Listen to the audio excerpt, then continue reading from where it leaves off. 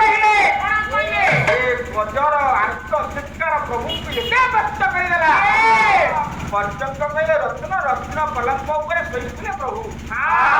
ଗଜ ଡାକ ବାଜିଛି ଧଡ଼ପଡ଼ ହେଇ ଉଠିଗଲେ। ଲକ୍ଷ୍ମୀଙ୍କୁ କହିନାହାନ୍ତି ବସ୍ତ୍ର ଆଭୂଷଣ କିଛି ନାହିଁ, ସାଧାରଣ ବସ୍ତ୍ର। ଗରୁଡ଼ ଉପରେ ବସିଲେ ପ୍ରଭୁ ଆସନ ପକାନ୍ତି।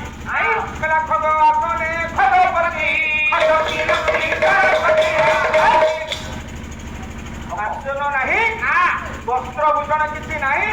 ଲକ୍ଷ୍ମୀଙ୍କୁ କହିନାହାନ୍ତି, ବାହାରି ପଡ଼ିଲେ। ନାରାୟଣ ଲକ୍ଷ୍ମୀ କହିଲେ କୁଆଡେ ବାହାରିଲ କି? ମୁଁ ଯାଉଛି, ମୋର ଜଣେ ଭକ୍ତ ଡାକୁଛି।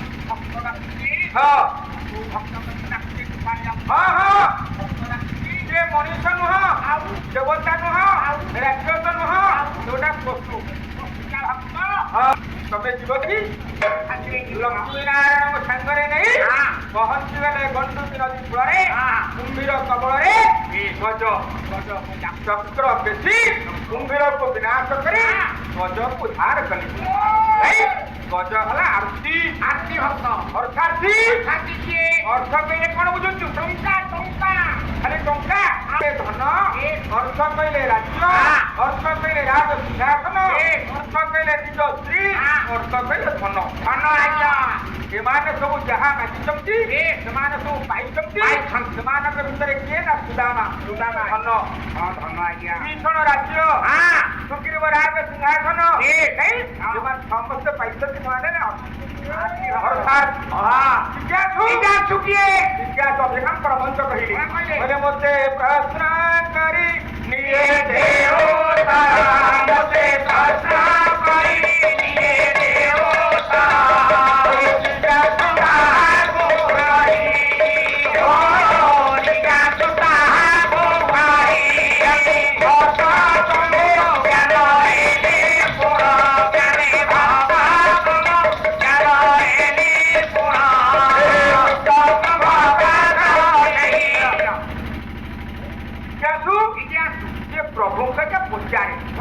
କଣ ପଚାରେ?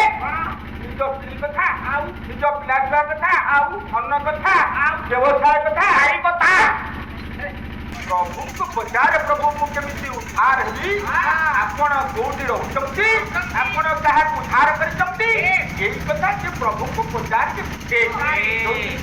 ଏକମାତ୍ର ଉତ୍ସବ। ଆଉ ଜ୍ଞାନୀ ଯିଏ ଭଗବାନଙ୍କୁ ସବୁବେଳେ ଦର୍ଶନ କରୁଛି, ଭଗବାନଙ୍କର ଲୀଳା କୀର୍ତ୍ତନ କରୁଛି, ଭଗବାନଙ୍କୁ ସବୁବେଳେ ଜାଣିଲେ ମଧ୍ୟ ସବୁବେଳେ ପ୍ରଭୁଙ୍କ କାମରେ ମନ। ଦେବର୍ଷି ନାରଦ ଆଉ ଜଣେ ରାକ୍ଷସ କୁଳେ ଜନ୍ମ ହେଲେ ନା ତାର ପ୍ରହ୍ଲାଦ।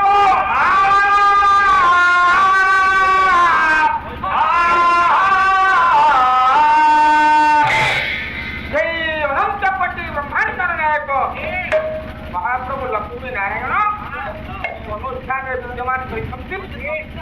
ସମସ୍ତ ସଭ୍ୟମାନଙ୍କର ସଭାପତି, ସମ୍ପାଦକ, ପ୍ରଧାନଧ୍ୟକ୍ଷ, ପରୋକ୍ଷ ପ୍ରତ୍ୟକ୍ଷରେ ପ୍ରଧାନ ବ୍ୟକ୍ତିମାନଙ୍କର, ଏ ସାପ୍ତାହିକ ବ୍ୟବସାୟୀ ବନ୍ଧୁମାନଙ୍କର, ଏ ସ୍ଥାନର ସମସ୍ତ ଚିରସ୍ଥାୟୀ ବନ୍ଧୁ ବ୍ୟବସାୟୀ ବନ୍ଧୁମାନଙ୍କର ଏବଂ ଯୋଉମାନେ ପାଲ୍ଲା ଗାଇକି ଯାଇଛନ୍ତି ସମସ୍ତ ସଙ୍ଗୀତାଚାର୍ଯ୍ୟମାନଙ୍କର, ଆଉ ସବୁ ପରେ ଅନୁଷ୍ଠାନ କର୍ମକର୍ତ୍ତାଙ୍କୁ ଅଶେଷ ଧନ୍ୟବାଦ।